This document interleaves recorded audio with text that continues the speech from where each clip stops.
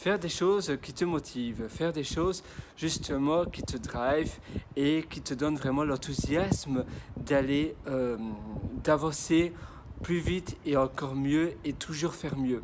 Tu sais, quand tu as une motivation, quand tu te lèves le lundi matin et que tu as l'impression que c'est le dimanche après-midi, le dimanche soir et que tu es voilà, rempli d'enthousiasme, un peu comme peut-être, je l'espère, quand tu étais enfant avant ton anniversaire, eh bien moi, personnellement, dans mon cas, 2 semaines avant mon anniversaire, j'étais déjà super excité parce que j'avais vraiment hâte de recevoir mon super cadeau. Si tu avais cette chance-là, voilà, je ne recevais pas énormément de cadeaux entre l'anniversaire, Saint-Nicolas, Noël, etc. Si tu as Saint-Nicolas dans ton pays, je sais que la Saint-Nicolas, c'est souvent en Belgique, aux Pays-Bas, en Allemagne, je pense.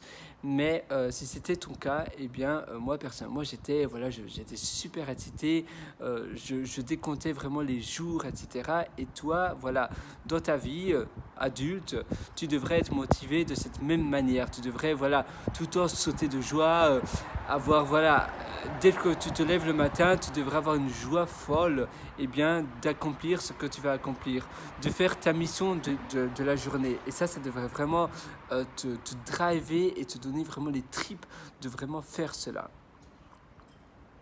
Avoir vraiment cette joie-là, une joie qui n'a pas de prix, eh bien, ça devrait vraiment être quelque chose qui devrait vraiment te driver et qui devrait vraiment te donner des pépites, d'excitation. Et si tu n'as pas cela, eh bien, ça veut dire que peut-être tu ne fais pas la bonne chose. Ça veut dire que peut-être ce que tu es en train de faire, eh bien, ce n'est pas la bonne chose exactement que tu fais.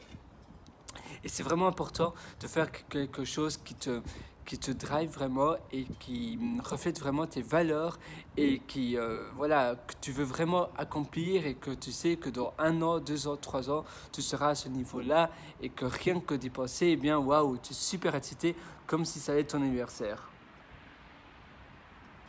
Faire cela, eh bien, c'est vraiment quelque chose qui n'a pas de prix. C'est vraiment quelque chose qui, waouh, je vais faire cela. J'ai hâte de le faire, ça va être génial. Eh bien, je vais le faire, je vais le réaliser. Et ça, c'est trop bien. Donc, tu devrais vraiment essayer de trouver une solution, une astuce, quelque chose qui te permet vraiment d'avoir cette motivation, d'avoir cette envie de faire la chose. Si tu fais pas, si c'est pas le cas en ce moment, peut-être que voilà, certains mois, parce que sinon tu ne regarderais pas cette vidéo, eh bien, essaie de vraiment trouver, de brainstormer et d'essayer de vraiment trouver ce qui pourrait vraiment te donner l'envie, une envie folle, une envie incroyable. Par exemple, moi, là, j'essaie de trouver des projets différents. Et les projets, voilà, tu devrais être motivé pour l'argent, mais aussi pour la mission que tu as accomplie, pour la mission que tu es en train de créer, pour la mission que tu es en train de te concocter. Et ça devrait vraiment être la priorité numéro 1. Et puis après, l'argent, bien évidemment. Mais la mission, tu dois vraiment être passionné, mais vraiment incroyablement, intensément. Faire quelque chose qui te donne vraiment, voilà, tu sais, la raison pour laquelle tu fais, la raison doit vraiment être ultra forte. Donc le purpose et le goal et la mission que tu es en train de créer, le mouvement que tu es en train de bouleverser. Donc ça, évidemment, c'est pour les entrepreneurs, si tu es freelancer, etc. Tu devrais vraiment essayer de trouver une manière de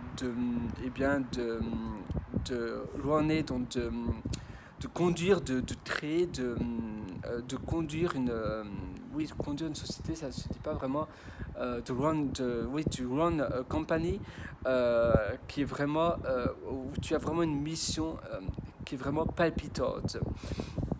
Et si cette mission, si le mouvement que tu es en train de créer, ou bien si tu es freelancer, c'est plus ou moins la même chose, ça doit vraiment te donner une excitation incroyable. Tu dois aussi le faire de manière minimaliste, parce que tu fais de manière minimaliste, eh bien ça aussi te permet de rendre tout beaucoup plus simple, et la simplicité, eh bien à long terme, ça rend beaucoup plus heureux. Parce que la compétitivité, eh bien personne n'aime la compétitivité.